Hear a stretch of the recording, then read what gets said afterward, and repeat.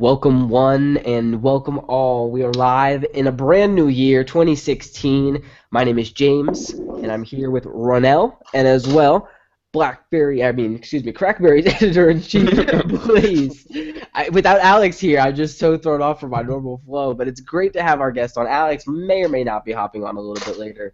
I think he's on a date. No, I'm just kidding. He's not on a date. That's not it. He will be with us shortly. We've got an awesome cast today. We're gonna get started on this week's episode, our first of 2016. But before we really jump into the news, I want to hear what you guys did. Like, how was your New Year? Do you guys spend time with family? You go out, maybe get some drinks? What did you guys do to celebrate the New Year?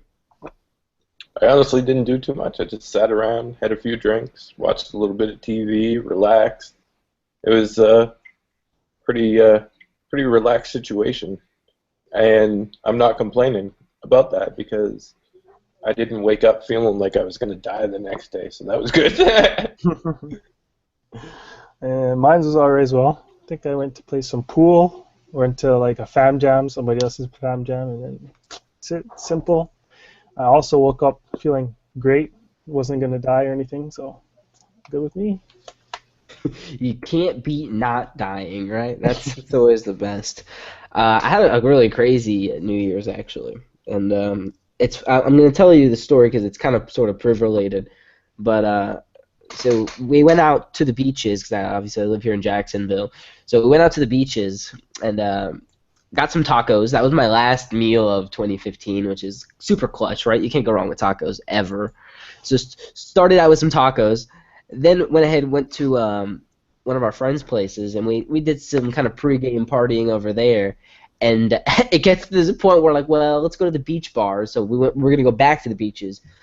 I go to the beach bars sometimes, and I really hate going because it's always so packed. And I can imagine, like, already on New Year's it's going to be even more packed. So I'm dreading it. I'm just super dreading it.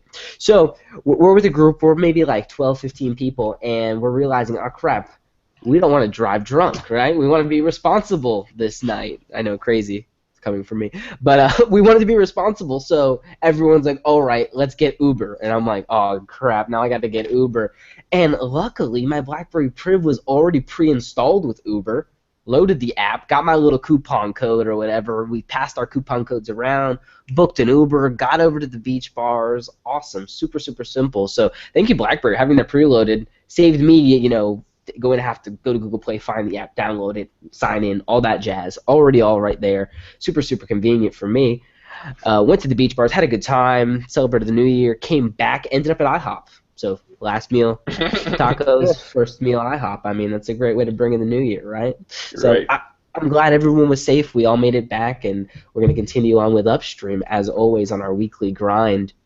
First thing I want to talk about is a little bit of that video BlackBerry put out. Really short video, but it kind of was that teardown, so to speak, that render, or it wasn't really a teardown, more of a build-up of the BlackBerry Priv, and all the layers and all the tight engineering work that went in. What did you guys think of that video and kind of the associated blog post where BlackBerry talked a little bit about some of the kind of mentality behind why those specific features were built the way they were? What did you guys think of that video? Oh, the video was cool. It was a nice look to show you some of the intricate details behind the device itself. I mean, obviously it's nothing, like too revealing or anything like that. It's just, a rendered up video to show us how much detail actually went into the actual putting together of the device. But it shows that there was a lot of thought behind how a slider could work in essentially 2015, 2016 because of the mechanism that they built inside. I mean, reinventing the slider isn't exactly an easy thing, as we know, from the past. I mean, a lot of people had the torches, and some people hung on to the torch for quite a long period of time. And building a slider mechanism that lasts for a long period of time isn't exactly easy. So it was one of those cool things to see. But overall, it was just some little flashy video to look at. And the music was so epic too, right? Like It was. No, I enjoyed it. I mean, for somebody who's like really into tech, like more in depth, I actually liked it a lot. I wish it was longer. Actually, showed a little bit more because it kind of started half done in a way. Right. So I'd like it to begin from the beginning and see how it was put together. I mean, The beginning, you see like a landscape in Mexico, it pans to the factory, like all of that. I want to see the full build up, right? from the start.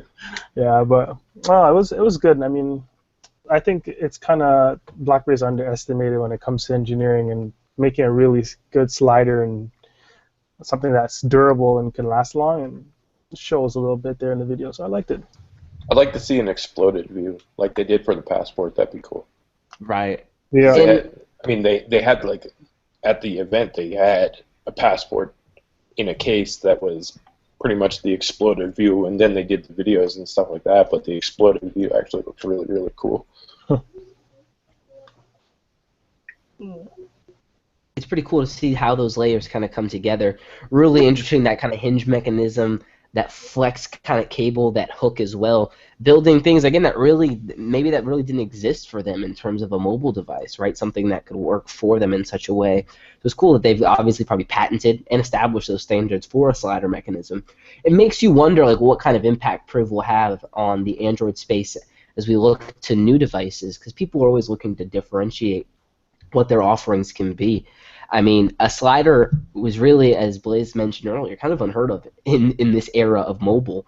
So really cool that BlackBerry kind of brought a throwback feature, and it kind of represents Priv as a whole, right? Where it's this device that pays homage to its past, it plays up on the future with Android, and as well brings in a lot of the stuff we loved from BlackBerry old and as well BlackBerry new. Really bringing like a lot of the BBOS stuff and that kind of heritage back with it as well. Really, really cool as they build that stuff through. That's the kind of promotional stuff that I want to see BlackBerry do more of, right? Where we've got a lot of traditional marketing from them, right? Where they've got these campaigns and these visuals, but this is cool stuff that is very shareable. And it's like, look at BlackBerry. And as Ronell said, it really touts their engineering prowess, where people maybe don't think of BlackBerry in that way, but you show a video like that, and it really does show you that a lot of complex stuff has gone in for both the mechanism and the overall design of this phone. Super impressive that the battery is like most of it as well, right? Where they built basically the whole chassis kind of in this L shape to build the motherboard and all those other stuff. So really, really cool. And again, it's just not boring, right? If they did that kind of breakdown for a normal slab, I mean, it's the same as every other phone, right? There's nothing really ingenious about it. So it is cool to see BlackBerry kind of toot their own horn, so to speak, and I hope that's something they do more of. I really wanted to hear what Alex had to say about this, but I mean, he ditched us. That guy. That guy. Man, I don't know about that guy. 2016 is the year when he really falls off. It's hilarious. Alex will miss the first show of 2016. No, he'll hop on watch the last 5 minutes of this as we get going. But that video was pretty cool, and again, awesome to see BlackBerry putting that stuff out there. That's something that I was kind of wondering, where we had a lot of materials for Priv in terms of like those blowouts that Blaze was talking about.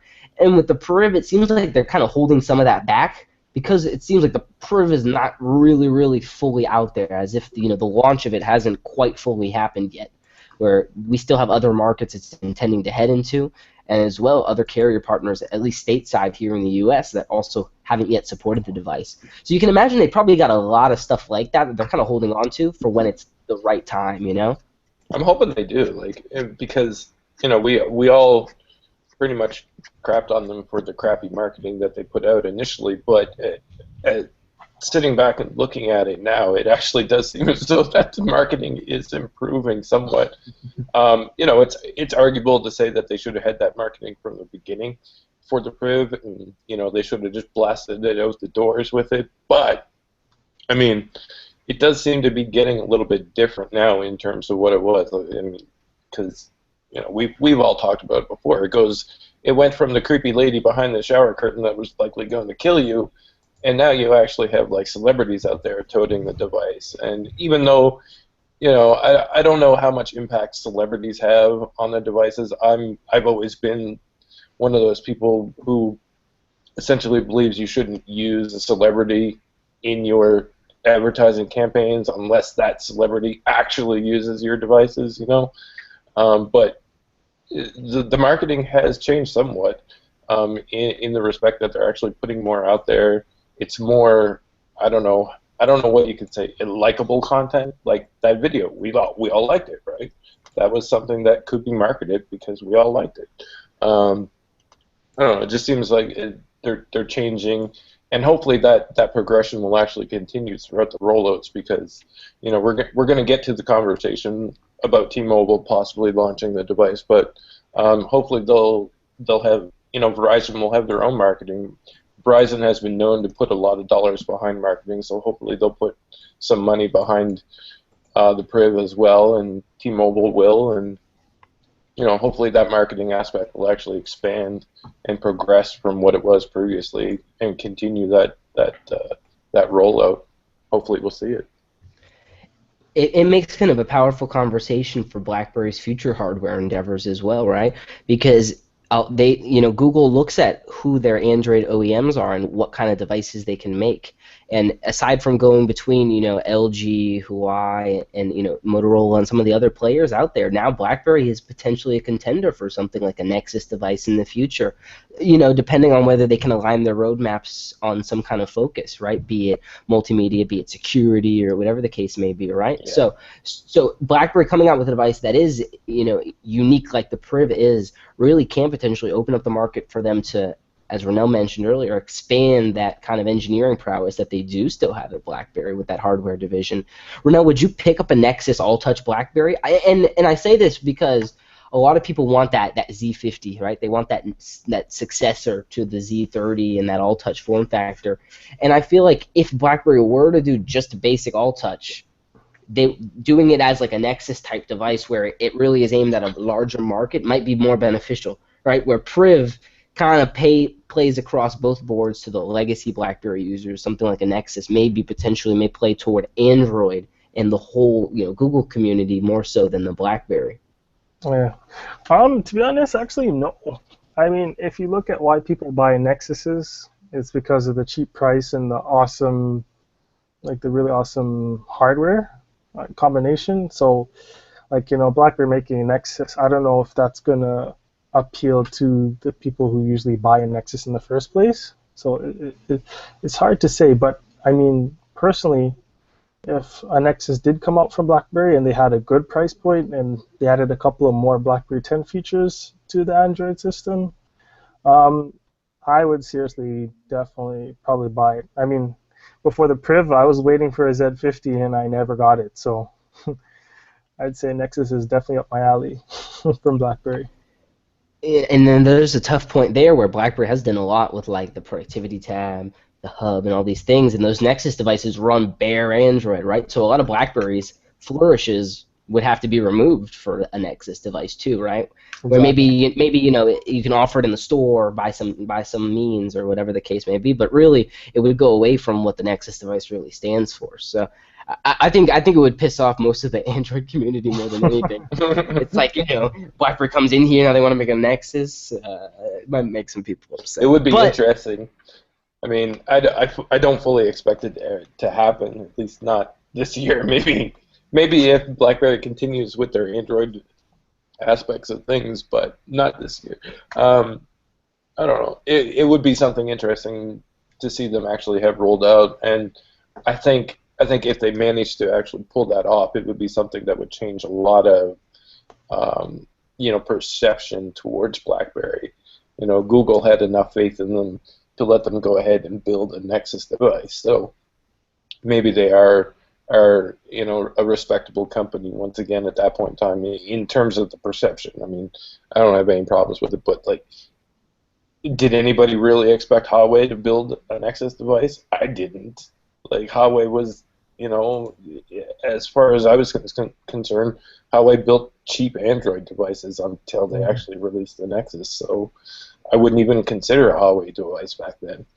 But now they built a Nexus, so there's definitely room there. I'm not going to say BlackBerry could never build a Nexus device for Google. That's for sure, because Huawei did it, and I thought that they would never do it. So it'd be interesting. Yeah, that's true. The perception thing, especially. I mean, that would be a huge. Just besides the device, just perception-wise for BlackBerry as a company, that'd definitely be a morale booster for sure. So I wanted to, because I'm going to bounce around here, because our set list is quite small today, mainly because BlackBerry has been hopefully putting their nose to the grindstone as opposed to putting out news, right? Just working, No, bro, working. they've all been on vacation. Nah, nah, they're not well, whatever the case may be, we're going to jump around here because I've got a really good question here from Chris Skrevling, who's one of our patrons. Really good question, and it plays kind of about what we're talking about right now. One of his questions was also, after a month with your devices, do you guys find you still have the same brand loyalty with BlackBerry? Or has the Priv kind of opened up the possibility of jumping to a different Android handset next year if security is the major focus with Android Marshmallow and potential releases of Android N?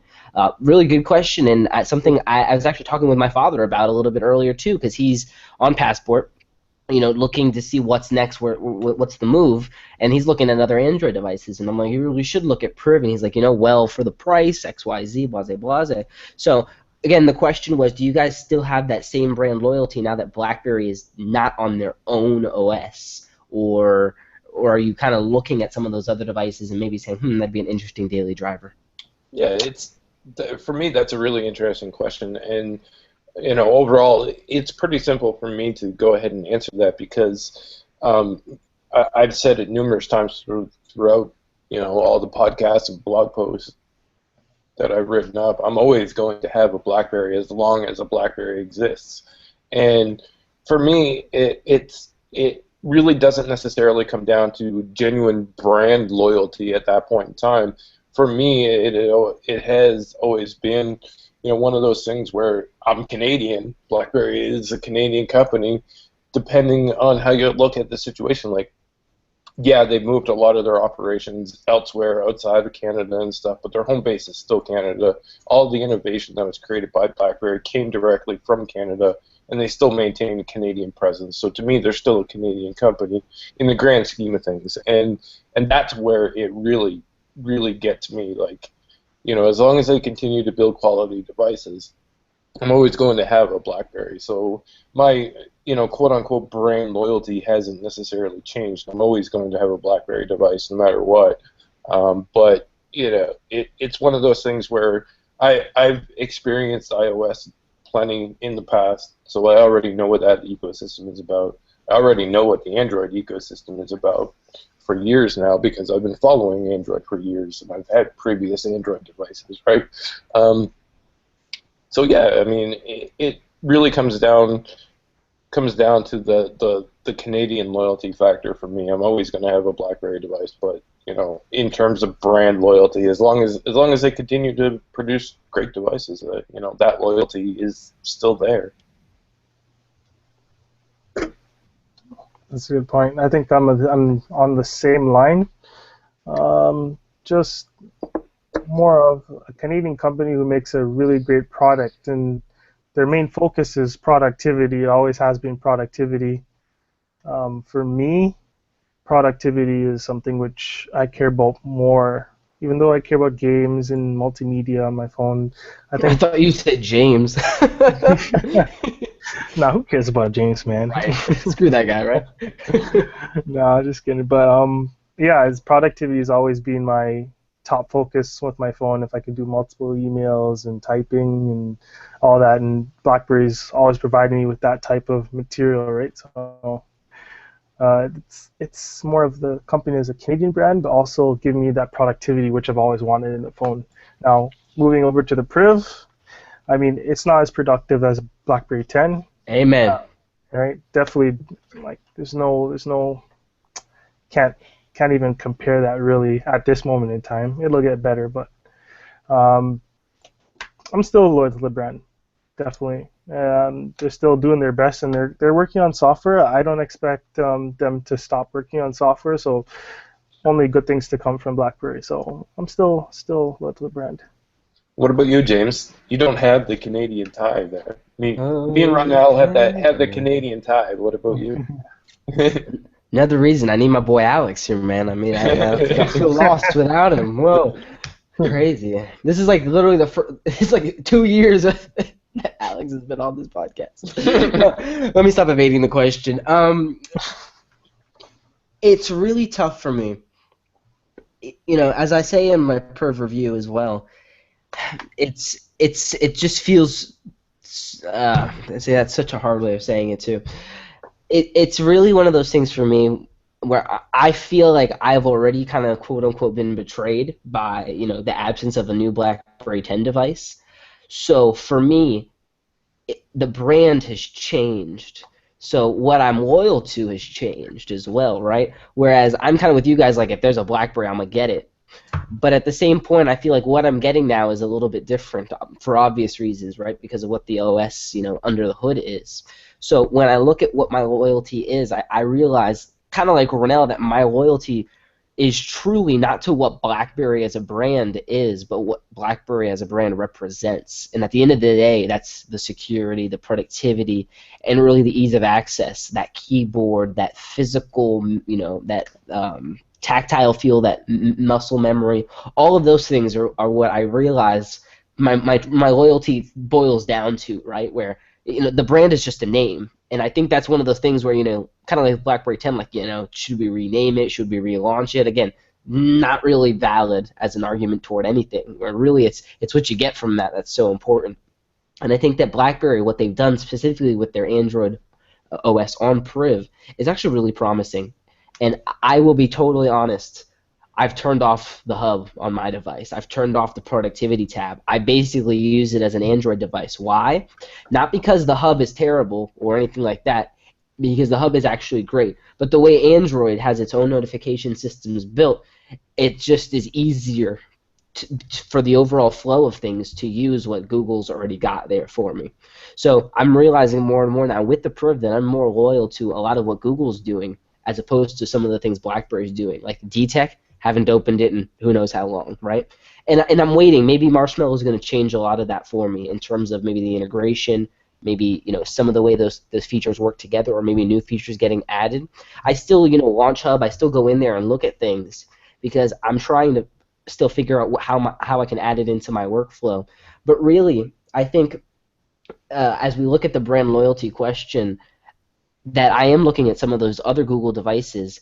In particular, I'm looking at those Google devices thinking, damn, that Google device with those BlackBerry apps, now that would be something, right? Like a Nexus 6P with BlackBerry Hub. Okay. Now I'm interested, right? And really, it boils down to as well price point, right? $750 plus for Priv or $550 for 6P, right? And what you get and how you balance that. Right now, I'm really liking Priv, and I would recommend it to anyone at this point to go pick it up because it really does blend years and years of what BlackBerry's been known for into one device. But in terms of loyalty, I think we really all need to look at what we're really loyal to. It's not that brand name at the top of the device. That's not what it is anymore. It's really what's underneath all of that and what that brand stands what it brings for. and what it offers you. Yeah, Mm-hmm. I mean, that's a reasonable argument. Nobody could ever fault you for that argument at all because, at the end of the day, it's all about how you ultimately use your devices and what you expect from them and the user experience they offer, right? So, nobody could say that, you're wrong in saying that. Definitely not, because that's how everybody should be looking at their devices when they consider purchasing them. Like, what does this device offer me, and how can I best use it, and so on. I mean, yeah, it's a pretty compelling argument for it. I'd just extend that just a bit. I mean, I'll bring it a little bit personal because when I first started using BlackBerry, it was back in high school, and that was my first BlackBerry was a Pearl, and then everybody had the Pearl or they had the Bold because I was too poor to buy the Bold, so I got the Pearl, and from there, it was a community thing. There's a lot of people who were using it. BBM was a huge thing back then, right? Yeah. And I think the brand is really tied with the community, like a large part of it. So I think the community has dwindled a bit as well.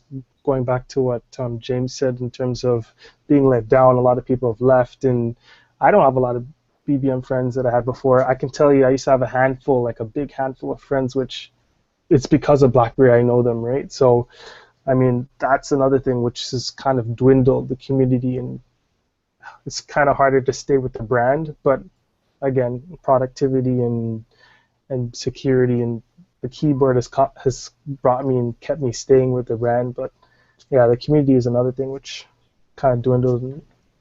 So some people may say they've left because of that as well. You know, just my side there on it too. I get that, but I can totally relate to that, and I can totally understand it, because for me, the community is obviously a big part of it as well. I mean, I've met hundreds and hundreds of people through BlackBerry and just their usage of BlackBerry, but I have to wonder, like, at this point, right now, at this point in time, okay, all the people that are leaving BlackBerry, and I know you guys see the posts as well because I see them, but you'll always see those people who feel betrayed by BlackBerry, and they say that they're not going to buy the Priv. They'll essentially go buy some other device. They'll either go buy another iOS device or another Android device. But like, I don't understand that concept. Like, why won't you try the Priv? Like, does it really come down to cost? Like, if you're going to go to another Android device, then why is there such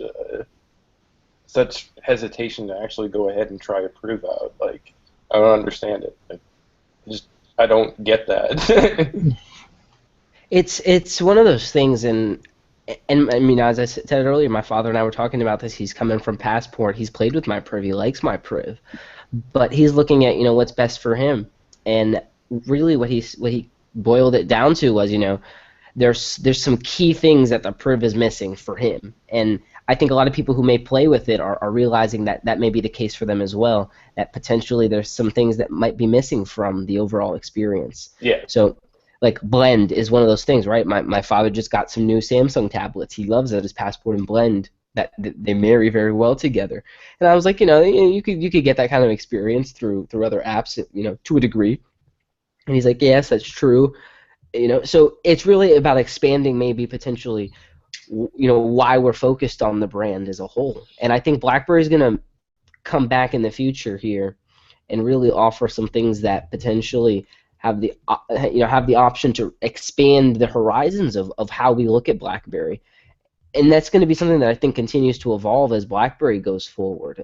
Michael mentioned it as well, that they're constantly looking at that feedback so that they can deliver for us on different types of either devices and or services through software. And I honestly think that right now you got to look at it for yourself. And to answer your question, I think it really is a thing of cost, right? Because there's also that sunken cost, right? Like, I'll explain this as a metaphor for you guys and those listening along or watching with us. Let's say you're in a line at a roller coaster, right? You're at Disney or you're at Universal, wherever you go for your amusement. Let's say you're in line. The line is an hour long.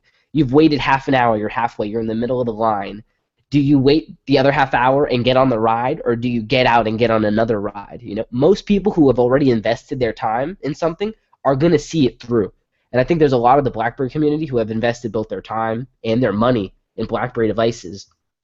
And now they're kind of at that place is that, okay, do I stick on this ride? Do I stay in line and get the Priv and wait out, this quote-unquote storm of what BlackBerry's transitioning through? Or do I migrate elsewhere? And I think right now, a lot of people are having a hard time with that and trying to figure out what's best for them at this point with the sunken cost and time that they've put into the brand through their money, through their compassion, loyalty, time, forum threads, all that, right? People have invested a lot, especially the BlackBerry community. So it's really a tough place for them. And as Blaze said, you really got to do what's best for you. And you got to look at it from a wider perspective now that we are looking at Android. Yeah. Yeah. That's a good analogy. I can relate to that one for sure. Because, if it was me, I'd probably, bail out because I lack patience.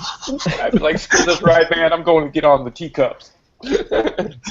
Right? You just want to get on something real quick. And that's a short-term pleasure, right? Where we may go to like a 6P and then realize, like, dang, I missed that keyboard, or dang, I should have waited out that other half hour, right? So really some things you really got to look forward to. And I honestly think that BlackBerry still has some things that are kicking around to continue delivering on new stuff for us, and that's always exciting to see. We'll move on in our topic list here, because we've really got in our feelings there a little bit, but let's talk about the best file managers to download for your BlackBerry Priv. Now, Alex was, again, who's not here, Alex was harping on Solid Explorer as one of the best file managers, but DJ, who's one of the editors over at Crackberry, did a really, really great article talking about the pros and cons of many different file managers to download for your BlackBerry Priv.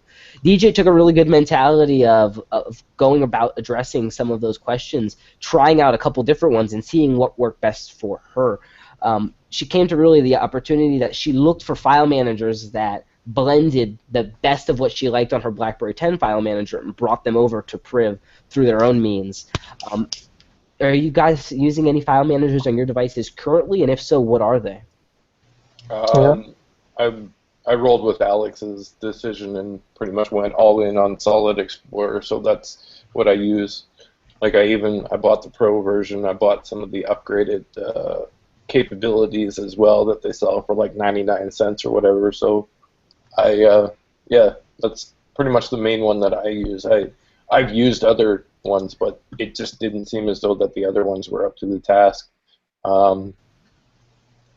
Especially like ES File Explorer. I didn't like that one too much, so I went back to Solid Explorer, and that one has like the USB on the go options and all of that stuff that you can add on. Now, some of the other ones that DJ explored basically have the USB on the go option built directly into them, no additional purchases required or anything like that. But for me, I found that it didn't necessarily work the way that I wanted it to work.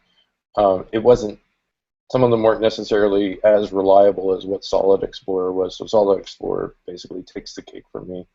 Even though I did have to, pay $1 or $3 more over and above the other options that were available, the functionality that it included with the least amount of hassle outweighed the actual cost of it. So.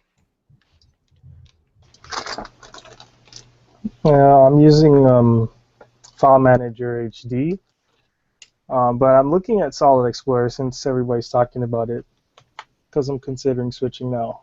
It looks peer pressure. Yeah.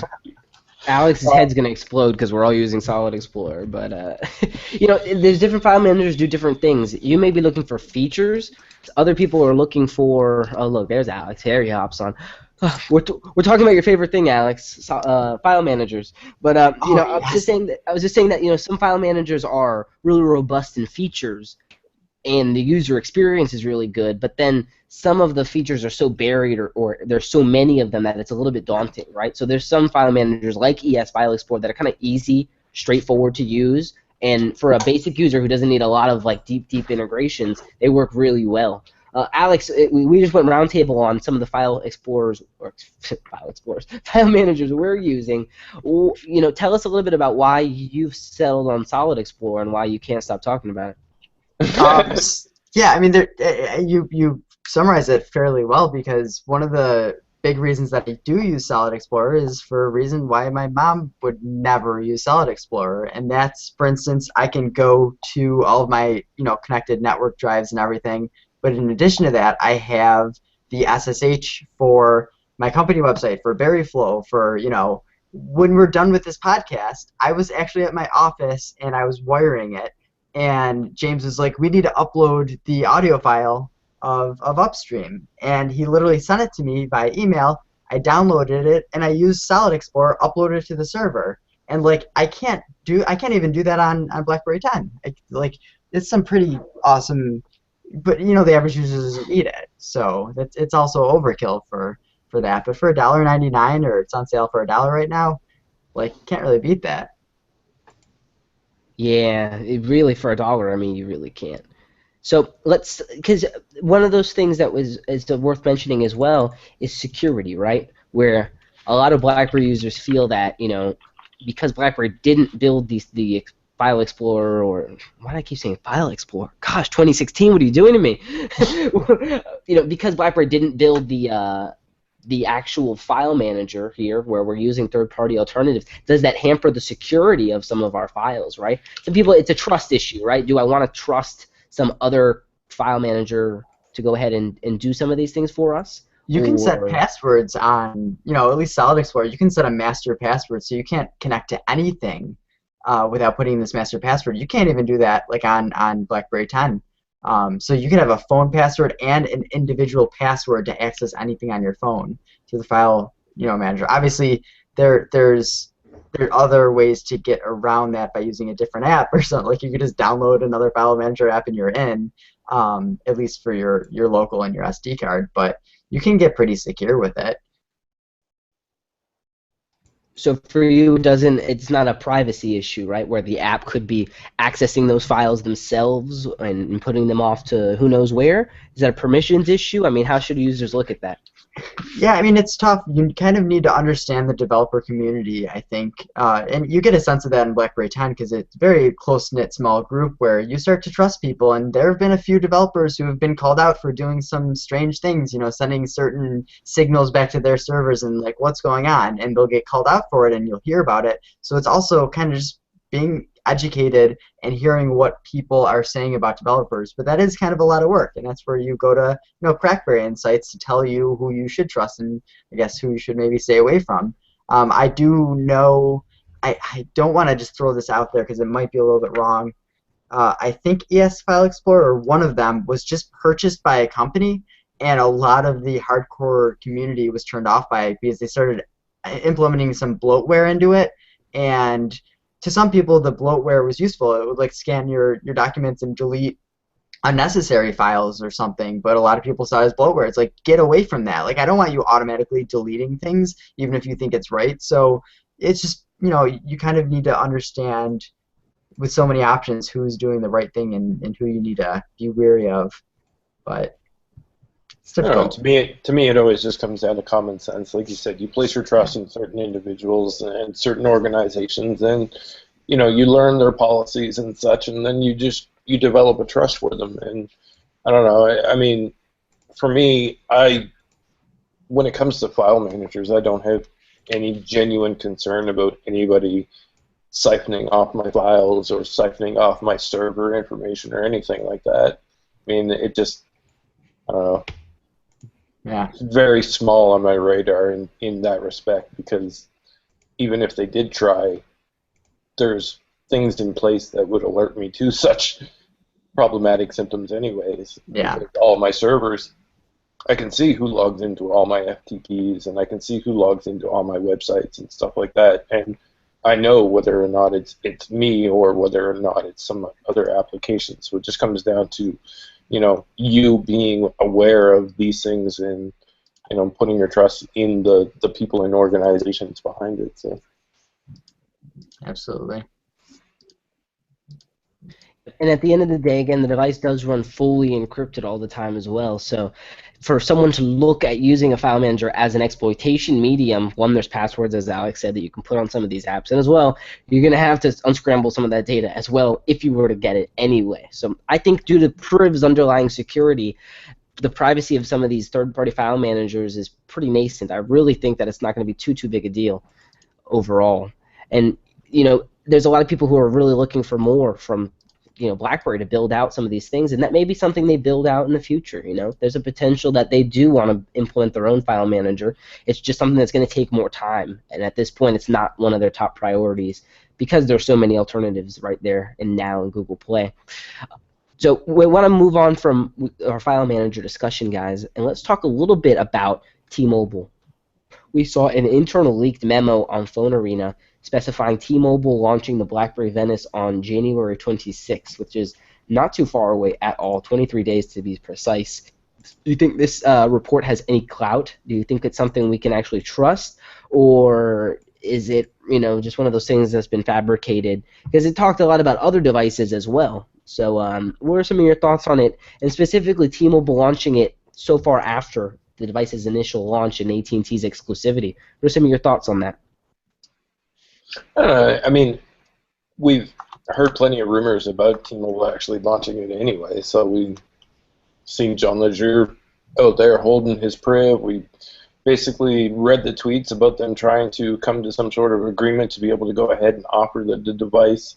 I mean, looking at the situation and looking at the documentation that was provided, the documentation does kind of look sketchy to me. But you know, in terms of like all of that carrier stuff always looks kind of sketchy anyways to begin with, right? It's always done up rather poorly, and you know, comes in like some crappy Excel file or something like that anyways. So I mean, at this point, I think it's one of those things. Until some more concrete evidence shows up, it's, you know, probably, you know, take it under consideration, but don't put too much heart into it because of the fact that, you know, carriers change dates, BlackBerry changes dates, everything is always subject to change. So wait and see.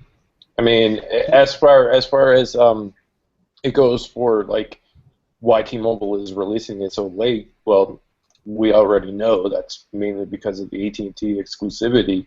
AT&T had their 60 days exclusivity on the device, so put the time frames together, that actual time frame does work out to be a point in time where T-Mobile would be able to go ahead and release it. And the same with Verizon too. Verizon can go at any point after that 60-day exclusivity is up. So, you know, and we've seen the Verizon device pass through the FCC.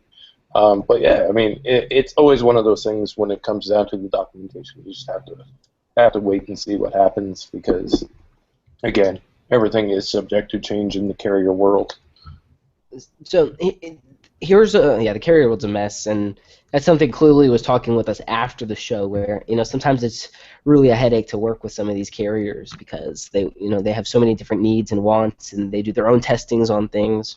So really is something that they have to continue working back and forth, where that's an open relationship that continues to evolve. So Alex, this is a question I wanted to kind of slide your way related to Priv launching on other carriers. The Priv is coming on Verizon, and you moved your whole family to AT&T to get the Priv that maybe wasn't going to launch on Verizon. Does that frustrate you at all, or was it worth the wait? Was it worth the move to get the Priv early, etc., for whatever reasons? No, you know, I kind of knew what I was getting into. We all had an inclination that it was definitely coming to Verizon, just eventually, like when. But realistically, we have 7 people on our family plan, and on Verizon, we were on the 10 gigabyte shared. So essentially, we would each get about 1.2 or 1.3 gigabytes each, and there's always someone using like 3 gigabytes, and then you kind of run out. Whereas right now, what's nice, it's so stupid, but on AT&T they have like the rollover, so we're paying less money. We're getting 15 gigabytes shared, and since we have some rollover, we have like 20 gigabytes this month. So when I drive now, I just stream Google Play Music, and like I never would have on Verizon because I was just like, I didn't want to waste data. Data was so savory. Now it's like, if you don't use it, well, it gets rolled over up to, whatever you're paying. But I'm actually using data more, and I'm feeling better about it. And that's just one of the levels with it. And I do like that I could just pop in a SIM card. Possibly I can use Google Fi in the future once they release it to other devices. I might be able to give that a chance. That's just popping a SIM in the phone, whereas I can't do that with Verizon. So I'm not regretting the decision by any means. There are definitely places where I don't have connection where I would like to. Very small places, like at this one bar that I never go to because I don't really go to bars, but I went there for New Year's with a few of my friends. I assume that's where you were prior to being late to this podcast. No, I was told everyone's like, Alex is on a date, I'm sure. Business meeting, same difference. It's a relationship, but yeah. So I mean, I'm not overly happy with the service. It's adequate. It's not incredible, but that's kind of what I was expecting when I was going to it. It's really not too much different from Verizon. I just like having a more unlocked phone though, so I'm not complaining. And we just got $700 taken off the bill because each line got $100, and they gave us $200 per line, so we got like $2,100 among all of us. So I'm really not complaining. It's not so bad for switching. And you got it earlier, right? So you didn't have to wait. Oh yeah, there's that too. And transferring all the family over, and yeah, it was glad I'm done with that. We did see it slide through the FCC, so at any point, sliding through the FCC doesn't mean that Verizon will launch the device by any means. but it does show that there is a potential for them to go ahead and launch that device. And now with the carrier exclusivity dropping, as Blaze mentioned, past that 60-day period, we may see a broader availability and maybe a potential more marketing push, right? Now that it has that wider availability, pick it up at, the top 3 or top 4 carriers, stateside or wherever you are, and they can really work on hitting out and get that distribution channels really flowing with this device. So it is cool to see. Isn't it kind of funny that, like, I mean, some people are saying exclusivity and some are not, and it's like realistically, they actually got flack for saying it was exclusive, right? To AT&T, they released that article and they updated and they were like, sorry, we're the first to have it. They were never really exclusive, but if you're the only one that sells in the US, you're technically exclusive, but exclusive is more so like it's probably not coming to other carriers. So this is maybe I guess you could see it's like a temporary exclusivity or yeah. Well, I mean, these days the majority of the exclusivities are never actually exclusive anyways. They run over a period of time, and then once that time is up, it has become common practice, I guess you could say, for BlackBerry to be able to go ahead and say, yeah, it's exclusive, mainly because other carriers didn't want the device, Yeah, it sounds a lot better than saying Verizon and T-Mobile and Sprint didn't want our phone, so... Yeah, exactly. I mean, and that's not me slighting BlackBerry in any way. That's the reality of the situation. Carriers didn't want the device. They passed on it. So, that was the reality of the situation. But this time, it ran differently. It actually was a time-limited exclusive. Yeah. And we've seen some promotions as well where AT&T had those 40 devices out. Good Morning America. They're giving out. AT&T was actually running their own promotions, giving away privs as well. So it is cool to see that they are kind of behind the device as well and pushing it, in their own way here and there. So really cool. Hopefully T-Mobile and Verizon pick up the device in, hopefully by the end of this month, right? Because that's what it's looking like. Do you guys think that potentially the devices may launch with Marshmallow or no? Tough to call, right? Yeah, I mean, it's one of those things where, again, you kind of have to wait and see what's going to happen. I mean, maybe Verizon decided as though that they didn't want to carry the device until it launched with Marshmallow. Who knows, right? But eventually Marshmallow is going to roll out to it, and as soon as you turn on the device, the update will either be available or be pre-installed for you. So. Yep. One of the interesting things when you're talking about when you're trying to sell a priv to someone is as well you gotta compare them to the competition. So if you look at LG, you look at Samsung. One of the things that holds a lot of the Android OEMs back is the infrequent updates, where people wait and wait and wait for these updates to come, and sometimes they come and they actually hurt the device more than help the device, right? So.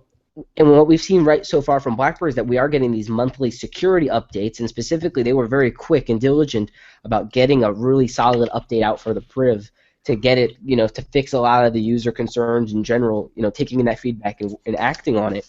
And personally, because BlackBerry's sole focus right now is the one Android device, the one priv, whereas Samsung's got, 20 phones they got to think about updating.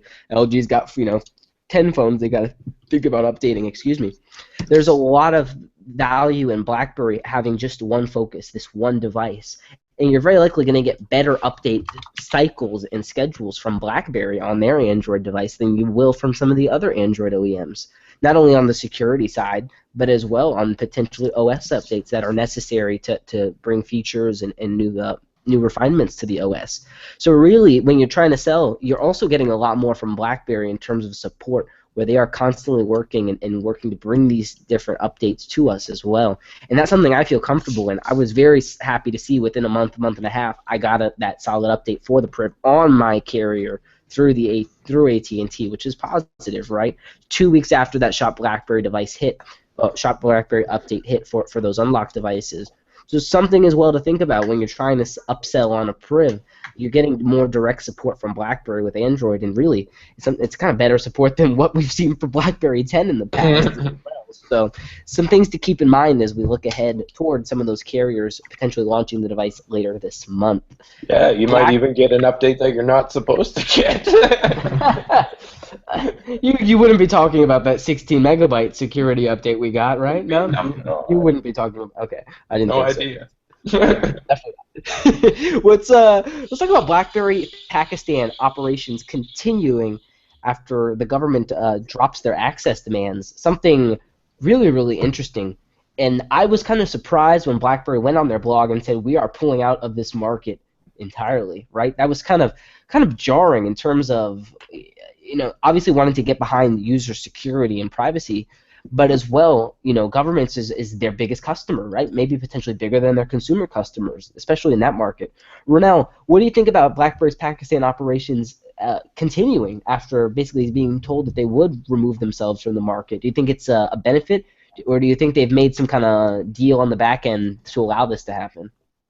No, I don't think they made a deal on the back end, because exposing just Pakistan is really exposing all users in some way or form, right? It's great though. I don't know how large their operations is in Pakistan, but I mean it's a win. I think I saw on Twitter a couple of tweets from people and were pretty upset and were wondering what's going to happen with the BlackBerries that they're using right now and all that. So, I mean it's a win. I shouldn't say a big win, but it's a win for both the consumers and for BlackBerry. I think Pakistan. I think they got something going on in the back end on their own. I mean, there's other tools which maybe they're trying to use to access other information which they're happy about and they don't really need anymore from BlackBerry, something like that. Maybe that's going on. That's just speculation, obviously, but I mean, it's a big win otherwise. They said they had about like 4,500 enterprise customers in that region, which is pretty meaningful, right? It's not a. That's why it was kind of like a hard pill to swallow in terms of leaving, right? Because that's one of their solid markets for them in terms of those Bez installations. Blaze, what were some of your thoughts on it? That they actually kind of stuck to their guns and were able to negotiate through to an actual resolution. Yeah, I'm glad to see BlackBerry actually go ahead and stick to their guns. They were willing to pull out if Pakistan wasn't willing to go ahead and agree to their terms. And I like that fact. We could all sit here and debate about whether or not BlackBerry has anything happening on the back end or Pakistan has anything happening on the back end. Truth of the situation is that we don't really know. However, I like to believe that Pakistan just backed down and they realized that that situation just wasn't going to happen. If they were to essentially go ahead and take away the services from there, they would be essentially taking away the services from their own government at that point too, because then they become more vulnerable and they have to use outside services. So, I think it ended peacefully, and hopefully it won't come back up again, because as we know, we've seen this sort of scenario happen before, but hopefully this will be the end of it, and nobody has to deal with it on either side of the equation again, especially the users, because the users, I mean, like Ronell said, there was a lot of users who were concerned about whether or not their existing BlackBerry devices would continue to work within Pakistan, and there's, for me personally, I've seen a lot of I guess embassy workers, American embassy and Canadian embassy workers were caught up in that mix because they didn't know whether or not their BlackBerry devices would continue to work throughout it all. So overall, I mean, you can't really ask for much more than a resolution in the matter, and I think BlackBerry and the Pakistan government handled it all accordingly well. So like Ronell said, it is a win no matter how you look at it. It builds confidence. Specifically for me, it builds confidence because you look at space, and this goes back to what John Chen made mention of with his privacy stance, right? Where we don't have backdoors, and we work with our governments to negotiate through these things. And in terms of lawful access and all these things, they need to be able to have that open communication with the government to be able to work to determine when access is okay and when it's not. Right? Yeah. and again, putting that whole market on the line to defend their stance just really, really makes me feel comfortable with the company, and it builds up that trust. It also builds up, again, that execution ability that they have to work through and settle these differences. Blaze made a great argument and point. Speaking of, the government's own secure communications, you're going to block your own service provider in the process here. You may be able to get, you may be able to now gain access to communications of some of those people you're looking at, but you can't sacrifice that for yourself in the process, right?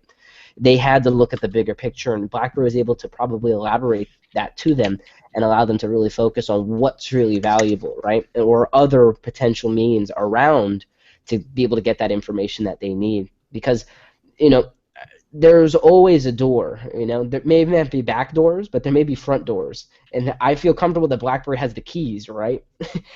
They're the kind of the guardians and protectors of their own network and infrastructure. So at the end of the day, there's got to be a way for them to go in and potentially, shut off or potentially look at, communications if there is a crisis or something in need, right? Whereas Apple just says, oh, it's their problem, they deal with it, right? So it is cool to see that BlackBerry is sticking to their guns and, again, defending that privacy stance for users, and, again, getting behind the fact that, there are no backdoor accesses for, surveillance companies and, other governments to tap into, and that BlackBerry is going to stand in front of any of those potential interceptions. Alex, was it interesting for you? Did the news gloss over? Did you take it like a jelly donut or no? It's I don't know. I think there's a little bit of people arguing on, I want to say, on r/Android, because people just like to overreact through various things and come down from it. But I don't know. It didn't really. This particular news is not something that really catches my eye too much anyway. So I didn't pay too much attention to it. But Alex is like, so what? I don't live in Pakistan.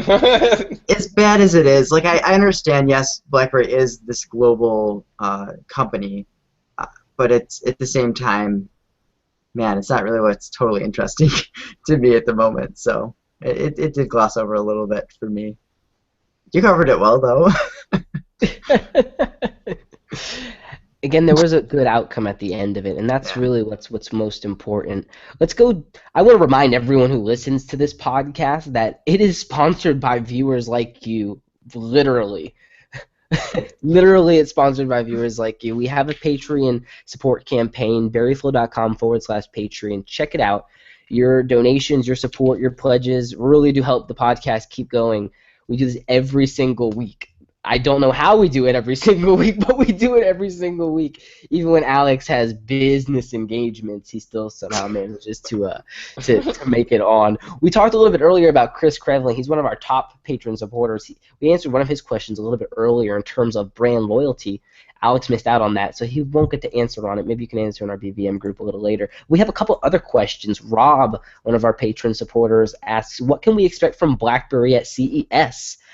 Blaze and I were kind of talking back and forth on this. I'll let him take the reins. His answer is probably going to be the same thing as always, right? Yeah, pretty much. I mean, at this point in time, we know for a fact that BlackBerry, specifically BlackBerry, is there. They're on site. They're going to be doing, the regular operations and meetings and stuff like that. But the real expectation for CES at this point is, a lot of QNX stuff rather than BlackBerry-specific stuff.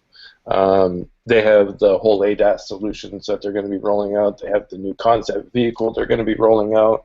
I expect them to essentially go ahead and announce some new automotive partnerships. They're going to be doing the QNX demos that they generally always do. Only this time around you get the updated software that they're continuously working on. So overall, I mean, when it comes down to it, I don't expect too much from the BlackBerry specific side. If you're looking to see any new hardware in terms of phones or anything like that, then you need to really probably temper your expectations, because that's not going to happen. If anything, you'll see that stuff at Mobile World Congress more so than CES. A lot of QNX stuff. That's pretty much what it comes down to. Not that that's not news or anything, because we know that QNX is huge for BlackBerry. They just sort of quietly work away and create news and hopefully turn some cash towards BlackBerry's way. But yeah, that's pretty much it. And when we have a lot of people going to CES. I'm not among them. I will be staying in Arizona, but Kevin is going to CES. Android Central folks will be at CES. Pretty much everybody's going to CES. But when you look at the grand landscape of CES, there's not a whole lot happening in the mobile environment anyways. It seems to be a pretty tame show for CES all around.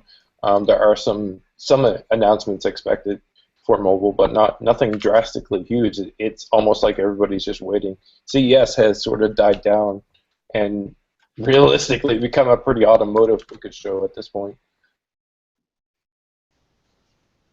Did they say that there's going to be a press conference for BlackBerry at the CES? I think there's a QNX press conference. There's not a BlackBerry-specific press conference. Because I was wondering, because I know Shen during the last earnings announcement, he said there's some new products and stuff coming out, not in terms of phones, but just wondering maybe if CES they plan to launch something with IoT or something like that, maybe. Yeah, that's all QNX stuff. Yeah. All that stuff is QNX. Yeah. Any of the IoT infrastructure, any of the automotive, all of that stuff will be surrounded around QNX. So, there's probably going to be 4 or 5 different press releases for QNX. But again, when it comes down to BlackBerry specific, that's, even Chen said that Mobile World Congress in February is going to be the spot for any of that stuff. So. Yep, and BlackBerry specifically mentions, it's always fun to see the real story and lies. In recent years, they've implemented cloud-based diagnostic, engine sound enhancements, traffic sign recognition, collision warning, speed alerts, natural voice recognition, and that there may be a surprise or two, and no hints about the new car up until that CES actual conference. So definitely some interesting stuff that they're going to be kicking out there for us for CES, and I'm really excited. I've heard that BlackBerry will have 2 small booths doing some small demos, as they always do. They have presence there, but that's not the main focus. It all is going to be this QNX push, and as again, maybe a surprise or two there with some announcements to come. A BlackBerry 10 Priv. I would cry because I just spent so much money on this thing, but I would literally cry. Cry. I'll cry with you. Don't worry. It's one of those things that, like, if they were to launch a BlackBerry 10 Priv now, I would do bad things to myself. I would do bad things to Alex. Excuse me. I'm not gonna hurt myself about it. I'll take it out on This Alex. comes back to me. Always. You and your business meetings. I can't deal with you, man. Can't deal. So we have some interesting stuff potentially coming for CES, and as Blaze mentioned, really it seems Mobile World Congress the last 2 years has been their main focus. Blaze was also mentioning how CES has changed over the years, and it really has. CES used to be this place where you did a lot of big announcements, and it's kind of changed. Now it's a bunch of small, niche-y stuff at CES, and a lot of those things have their own separate announcements where they do their own thing on their own events and or at other events later in the year. It buys them more time and things aren't as rushed, right? So, and that's always a good thing. You want to make sure what does go out there is top of the line in terms of what's going out. Really, when we look at what QNX and BlackBerry are doing, some of the announcements we're going to be seeing are going to be around those over-the-air updates. This is something Tesla has been pushing their own, talking about autopilot and being able to do software updates over the air with their connectivity. It's that generation of automated cars. That's really what we're going to be looking at as we start ramping up towards some of those solutions with ADAS and things like that. So I really do expect BlackBerry to have some stances there and using QNX again. And Blaze summed it up perfectly. I just want them to bring some cash in from it, right? That's the ticket. That's really what we're looking for. Alex, do you have any expectations for CES from what we can expect from BlackBerry? Man, I was thinking about it a lot because people have been talking about it. CES is becoming less and less of an important show as it used to be, because a lot of what people were announcing at CES previous years, they're getting their own standalone announcements now. So CES is like, you'll see some interesting kind of cool things here and there. I just don't know if BlackBerry is going to be really announcing anything crazy. Definitely stuff with the car. Like, I mean, they do that kind of thing every year. But as for like what's going on with BlackBerry on Android or with their phones, I don't think we're really going to see any of that. But I would be pleasantly surprised if we saw something. Like perfect place to show off Blend, right? No. Wow. Nope. Yeah, I know. But Renell shot that down like a fighter pilot. no. We have another question from one of our Patreon supporters. This is Ahmed. He asks, "What are your go-to apps, everyone, on the BlackBerry Priv?" So we've done this. We've done this before. What I want to do is just top two most used apps on BlackBerry Priv. We'll start with Alex. We'll go Hold Blake on. and Renell. Right on the spot, Alex. I think I have the most apps installed. You're going to me first? All right, we'll flip it around. We'll go Ronell first. Woo! Finally, you go first. Top two apps. Yeah, you finally got picked first in the game now. Yeah, Top two most used apps on Priv. Shit. You guys got. Not including like BBM and calendar and stuff, right? Because Obviously. That's an app, right? It's on Priv, right? But come on. Obviously, we use BBM a lot. Obviously. Do we? Yeah. BBM uses me a lot. I have to moderate the dang channel. I'm sorry. I'm just getting nasty now. I'm not too sure, actually. For me, Mint. I use Mint a lot. Oh, really? For finances. The other one, let me get back to you on that one. I could go. I could go. I got something. You said give two. I want to give three because one's extremely popular and it's even like it's a no catch whatever. The other two are more obscure and they're probably more interesting. Obviously, Google Keep I use for everything, reminders for just file or keep like just notes. That's my notepad. Okay, now let's go to the other thing. So I use Unified Remote Full. So essentially, it sets up a server with my computer, and I have a bunch of remotes set up that I could essentially just click, the Google Music remote, and from my phone I could be laying in bed and do forward, previous, like, dislike the song, and then I could quickly switch over to screen preview and see me kind of moving on my screen right now. This is actually kind of weird. I've never done this before, but it mirrors what's going on my screen, and I can actually tap and do things lying in bed, which is nice to be able to control my computer without being right next to it. So that thing, I'm using this consistently. You can do all this really cool, fun stuff with it. Laziness engaged. I don't know, man. I was watching a movie. No. This worked out so great last night because I was watching a movie and I just wanted to put my computer to sleep when the movie was over. And like normally you're laying in bed watching a movie, you just want it to be done. So movie ended, I just go into the app, I click sleep, put my computer in sleep mode, and I was just done. And then the one other one, it's called Trigger, and there's a few apps similar to it, but you can set up tasks. So like I have default driving, laundry, navigate home, sleeping, and then I have these nice little things scattered around in various places. These are just NFC, and I finally broke down and bought this because I've always kind of wanted to do it, but I've never did it. You could do this on numerous devices. But so essentially I have this one sitting next to my bed. I just hold up my phone, and it vibrates, and then it starts implementing the task. So I have it set an alarm clock at 8:30 in the morning, go to silent mode, open up Unified Remote, which then opens up to the Google Play Music because I normally listen to music on my computer at night. So it just does numerous tasks. And then right by my laundry machine, I have one of these sitting there, which just sets an alarm for 45 minutes from now. So essentially I start the laundry machine, I hold up my phone right there, boom, reminder set 45 minutes to tell me I need to get my laundry. So I'm using it in my car, everywhere. I'm really enjoying it, actually. You're so high tech, Alex. Wow. Alex is all fancy. I thought your mom did your laundry, Alex. No, everyone thinks that. I've been doing my I thought laundry for Brian 10 did it, years actually. now. He's looking a little messed up right now. I don't know what's going on with he him. had a great New Year's, clearly. Blaze, what about you, man? What are some of your top used apps on Priv? Outside of like the regular normal apps that everybody essentially uses, I use AllConnect. AllConnect is basically a streaming application, so it does like your music, your photos, your videos, and it can do like YouTube and online channels like Vimeo and TED Talks and stuff like that.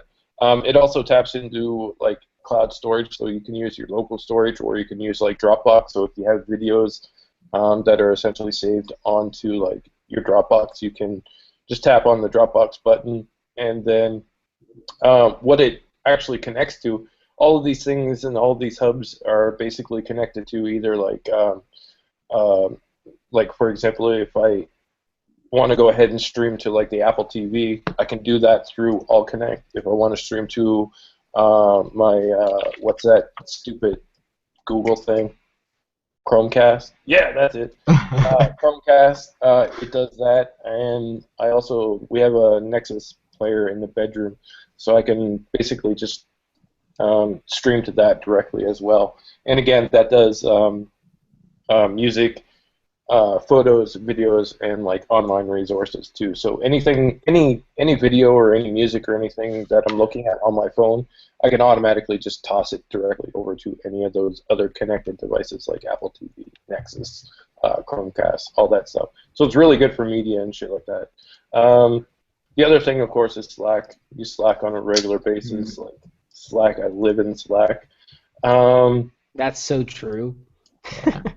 Yeah. Oh, the app. Oh. I'm not giving you any right now, Blaze. I'm sorry. Yeah.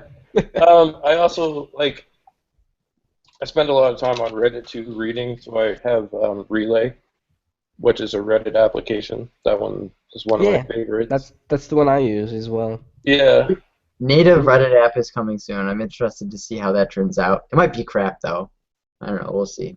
Yeah, it will be. But also, just to go ahead and mention, there's really some untapped potential, basically for anybody who has a Priv. And seemingly nobody in the BlackBerry community has written about it as of yet.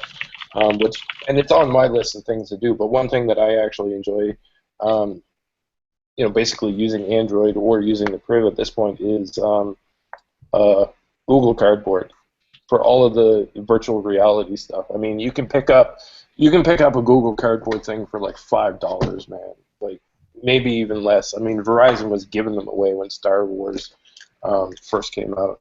So I got like 3 of the Google Cardboard things, and the kids like it. I like it. I mean, it's a cheap way to enter into the whole virtual reality world, and there's a ton of applications and games and stuff that you can download. It's really cool. As cheesy as it sounds, there's a ton of stuff on Google Play. Like you can go on a roller coaster ride, you can explore Tokyo. I watched a Paul McCartney concert the other night. It's really, really cool. I can just see you sitting at home with Yeah, and that's the thing. It's you basically just space out and you sit there and enjoy some virtual reality stuff. Let me have a look here. Again, you can buy the stuff for the actual cardboard things for $5. They're all over the place right now. Renell was just asking where he could pick one up, and I don't have a specific website to actually point anybody to. But if you Google Cardboard, it will tell you how to be able to go ahead and get a viewer. And again, they're $5. You can buy them on eBay. You can buy them on random places, or if you really want to go all fancy, there's they don't even have to be cardboard. You can get ones made out of aluminum and everything. It's really dope. But yeah, I didn't know you were so into VR, man. Yeah, I mean it's one of those cool things that obviously you're not going to get a Samsung virtual reality experience. It's no Oculus Rift or anything like that. But it's pretty cool to be able to go ahead and explore Japanese gardens and stuff like that in virtual reality and take a roller coaster ride. Like I said, man, it is really cool shit. Yeah, I'm dying to test that out though, and I think that paired with, have you guys seen the Tesla suit that just you wear the suit and it actually it'll sense where things. So essentially, you could be in a video game, you get shot, and you'll feel a hit there, not it'll hurt you, but you feel it. So that paired with Google Glass and having that immersion, crazy. Looks like you were readjusting your bra there, Alex, a little bit. Really. I was reading about that earlier today. It does look pretty cool. Yeah. So we had a couple other questions here on our Patreon private BBM channel. Mike Robinson, it's more of an anecdote and a question. Is what first attracted you guys to a BlackBerry device still attractive today? I wanted a RIM device when a colleague from Santa Clara visited the UK with his 850. The possibility of mobile email was just a dream until then with the dumb phone era.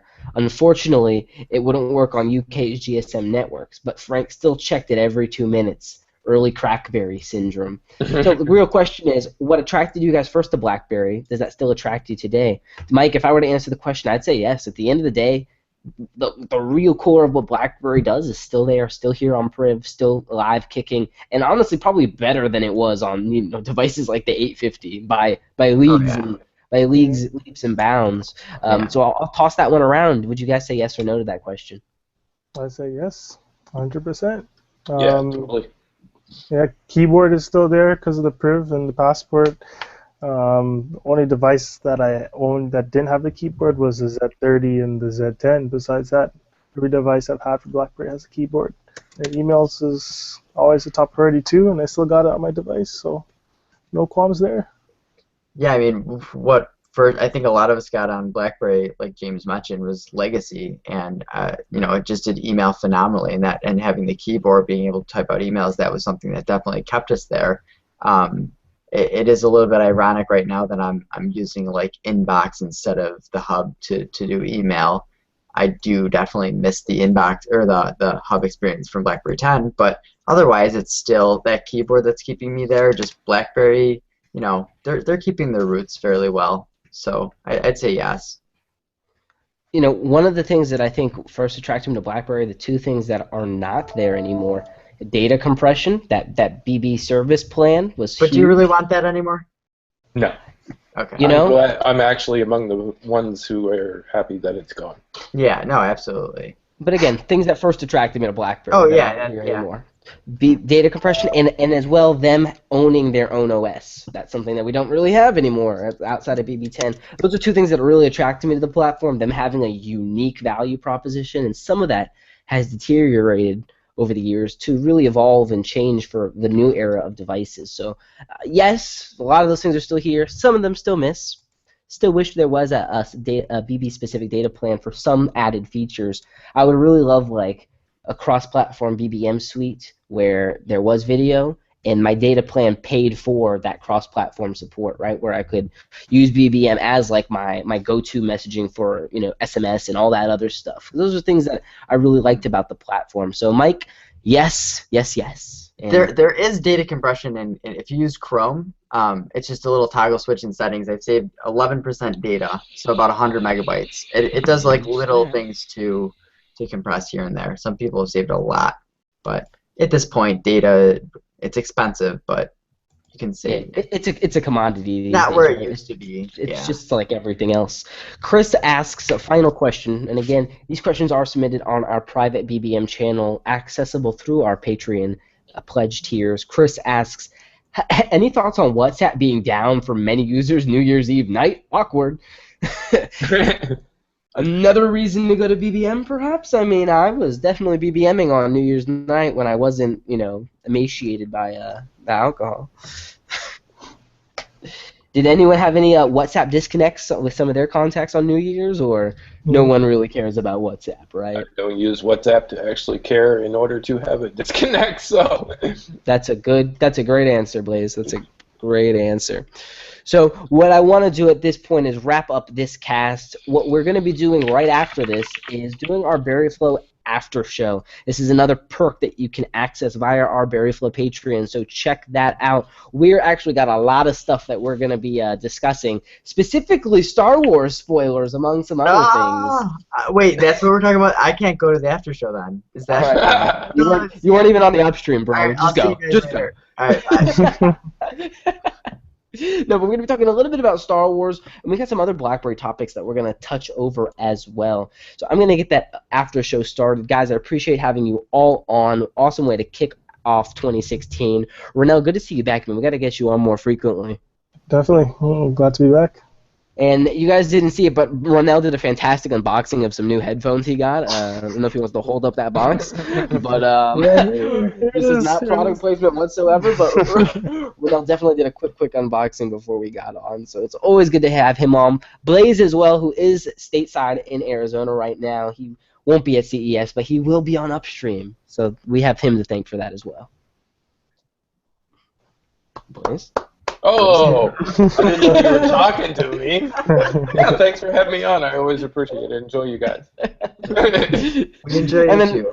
And then Alex, I'm done with I Alex don't today. need an explanation. I'm just here. Hey guys, what's up? Are we done? Are we good? Yeah, okay. Are we still live? Is that Okay. what? Anyway, guys, peace. We will catch you guys next week. Later.